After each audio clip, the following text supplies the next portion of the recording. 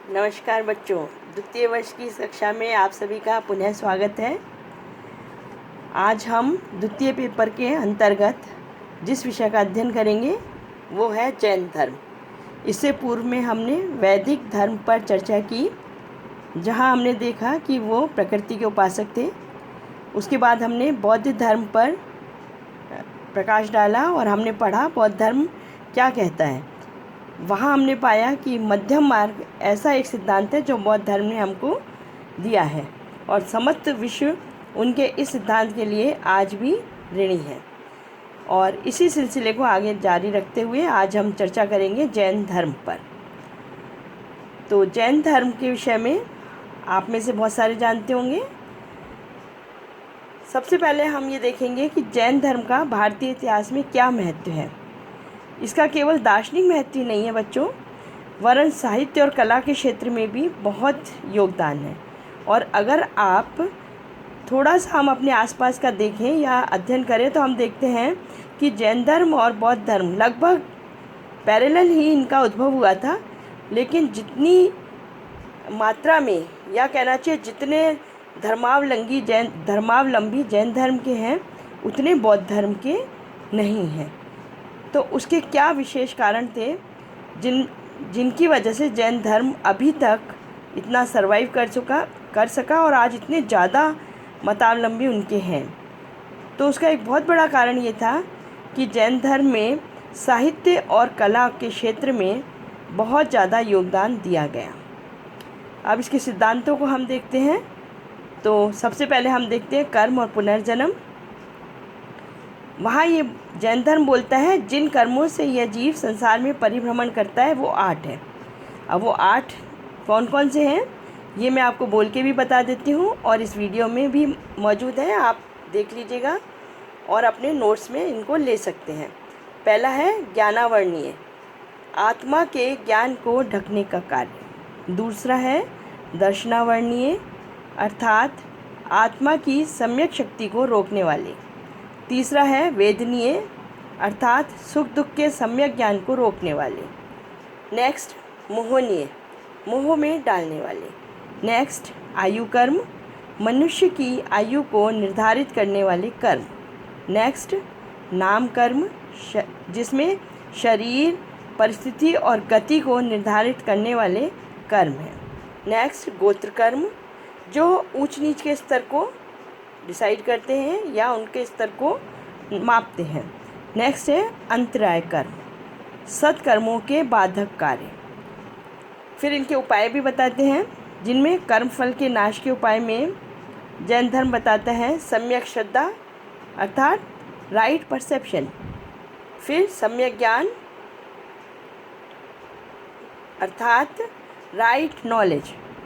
फिर सम्यक आचरण, अर्थात राइट कंडक्ट। तो ये उनका उपाय के अंतर्गत आता है। फिर जैन धर्म में आता है, जैन धर्म के अनुसार जीव के 2 अंश हैं। पहला आत्मा, दूसरा भौतिक तत्व। आत्मा को इसी भौतिक तत्व से मुक्ति दिला देना ही मोक्ष है। जैन धर्म में मोक्ष की परिभाषा क्या है? आत्मा को भौतिक तत्व से मुक्ति दिला देना ही मोक्ष है। इंद्रियों के द्वारा ही सांसारिक वस्तुओं का उपभोग किया जाता है। वो कहते हैं कि हम इंद्रियों के द्वारा ही सांसारिक वस्तुओं का भोग करते हैं। फिर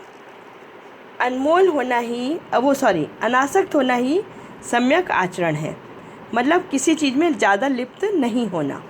अनासक्ति मतलब दूर रहना।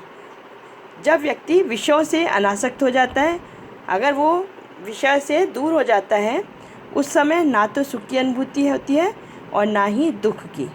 इसी तरह आत्मिक तत्व असीम और अनंत है, इसी को सत कहा गया है। भौतिक तत्व को असत कहा है। सत में विश्वास करना ही सम्यक श्रद्धा और सत असत का भेद जान लेना सम्यक ज्ञान है। नेक्स्ट जो सिद्धांत जिसकी चर्चा जैन धर्म में है वो है पंच महाव्रत। बहुत महत्वपूर्ण सिद्धांत है, जिसमें जैन भिक्षुओं के लिए 5 महाव्रत बताए हैं। पहला अहिंसा महाव्रत, ईर्ष्या समिति। इसके अंतर्गत तन और मन से किसी को भी हिंसा नहीं पहुंचाना। फिर इसमें मैंने कुछ आपको ये दिए हैं नोट्स के तौर पर, आप इनको कॉपी कर लीजिएगा। उसके बाद आता है असत्य त्याग महाव्रत।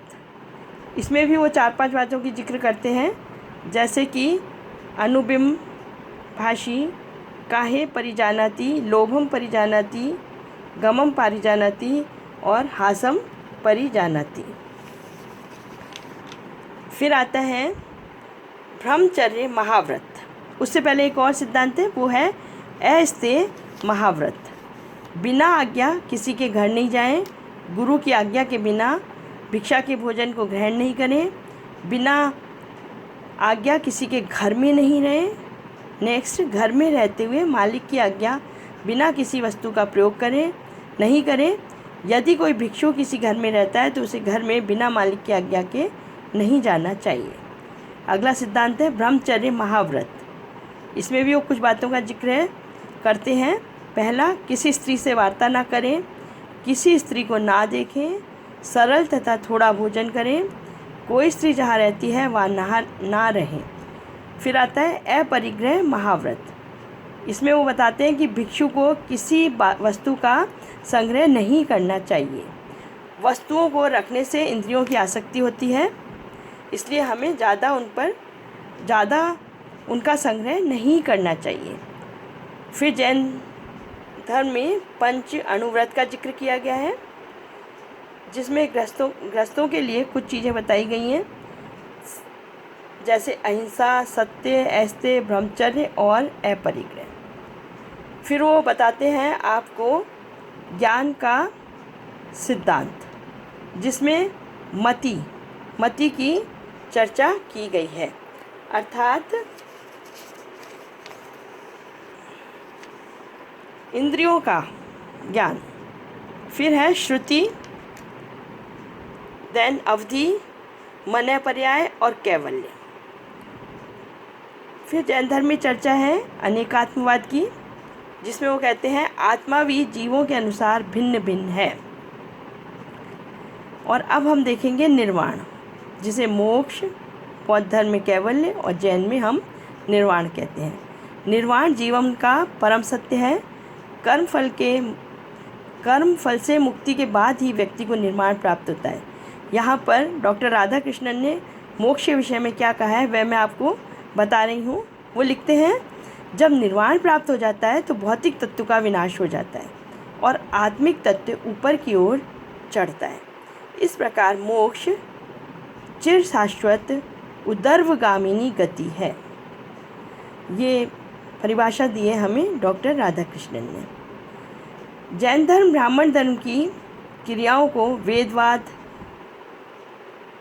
यज्ञवाद, जातिवाद का विरोध करता है।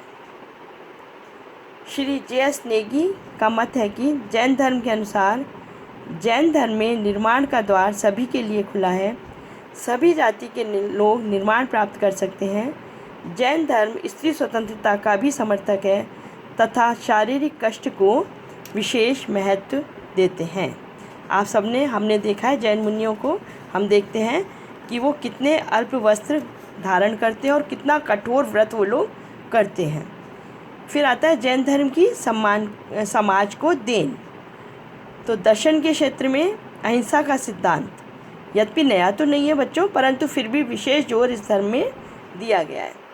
साहित्यिक देन में प्राकृत भाषा को समृद्ध बनाने में जैन धर्मानुयायियों का विशेष योगदान है। महावीर स्वामी की मृत्यु के 200 वर्ष बाद पाटलिपुत्र में एक जैन सभा हुई थी, जिसमें साहित्यिक रूप से समृद्ध धार्मिक ग्रंथों का निर्माण हुआ। जैन साहित्यकारों में हेमचंद्र, हरिभद्र, सिद्धसेन, पूज्यपाद आदि उल्लेखनीय। फिर आता है कलात्मक देन।